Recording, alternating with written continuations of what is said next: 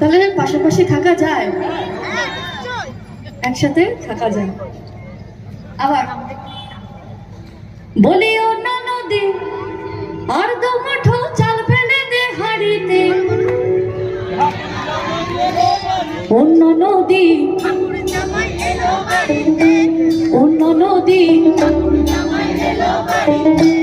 অন্য নদী ঠাকুর জামাই এলো বাড়িতে। বলিও না নদী